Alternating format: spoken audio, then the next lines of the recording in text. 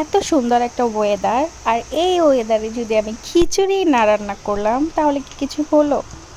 আজকে আমি রান্না করব লেটকা খিচুড়ি বা পাতলা খিচুড়ি, যে যেটাই বলেন না কেন। আমি এই লেটকা বা পাতলা খিচুড়ি খেয়েছি, বাট আমি কখনোই রান্না করি নাই। এই ফার্স্ট টাইম আমি রান্না করতে যাচ্ছি, জানি না কেমন হবে। কি অবস্থা সবার, যাদের জেলায় ঘূর্ণিঝড় হয়েছে? আপনারা কি সুস্থ আছেন? আপনাদের কোনো ক্ষয়ক্ষতি হয়েছে কিনা জানাবেন। আলহামদুলিল্লাহ, আমার আব্বু আম্মু আমার শ্বশুরবাড়ির সবাই সুস্থ আছে, যদিও ছোটোখাটো কিছু ক্ষয়ক্ষতি হয়েছে, গাছ পড়েছে। তারপরও যে সুস্থ আছে তারা, এটাই আলহামদুলিল্লাহ, আল্লাহর কাছে অনেক শুক্রিয়া। সুস্থতাই তো আল্লাহর সব থেকে বড় নিয়ামত। তো এই তো আমার খিচুড়ি রান্না শেষ, এখন আমি সার্ভ করছি।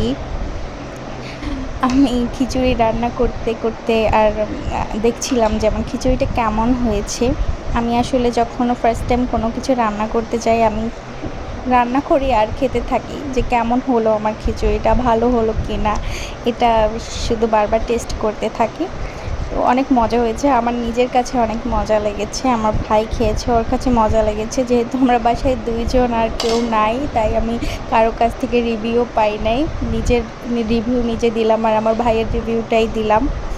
আমার হাজব্যান্ড থাকলে তার রিভিউটা যদি পেতাম তাহলে একটু মনে শান্তি লাগতো, বাট সে নাই, বাহিরে।